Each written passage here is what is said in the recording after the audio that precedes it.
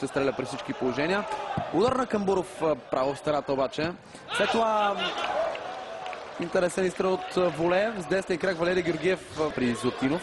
Златинов ще стреля от дистанция. Топката минава далеч от вратата на Йордан Господинов. Двата ясни мачове в А-група.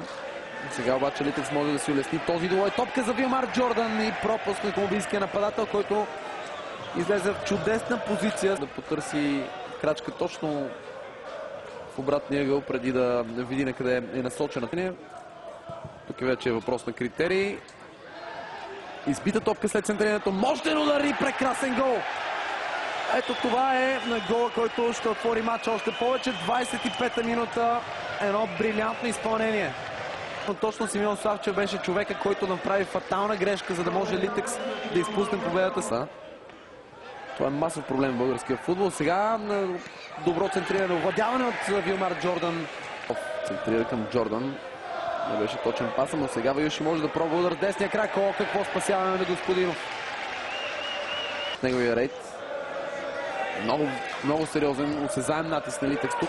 Центриране удар с глава и това е 2-0. 29-та минута Армандо Ваюши, 2-0 за Литекс. Вижте центрирането на Александър Цветков. Цялата защита се бе ориентирала около Вилмар Джордан. Тук сериозната грешка е на Йордан Тодоров, десния защитник на Локомотив. По-остава невъзможно за Локомотив. Центриране на Златинов, свалена топка, нов удар. Какъв пропуск само на домакините. Как се стигна до тук? Цветанов отклони с глава, след това Будуров или по-скоро Симеон Славчев отново. Ето го центрирането на Здравко Лазаров. То се оказа директен удар към вратата. Евгений Александров. Все пак корнер за гостите. Ето го центрирането. Удар, рикошет. И добре, че там за Литекс имаше човек на гол линията.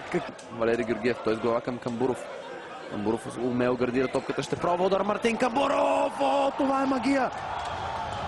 Какво виждаме само в рамките на един двубой? Последния матч от 10-я кръг ни показва два феноменални гола. Мартин Камбуров пази от съперник, след това с безкомпромисен шут вкара гол от около 30 метра във вратата на Евгений Александров. При всички положения, когато получиш попадение от такава дистанция. Сега на фронтално Александър Цветков има възможност да стреля. Какво спасяване на Йордан Господинов. Анализира на главния съдия. Сега Златинов. Добра техника. Златинов финтира още веднъж. Сега решава да подава Ваюши. Спасяване на Йордан Господинов.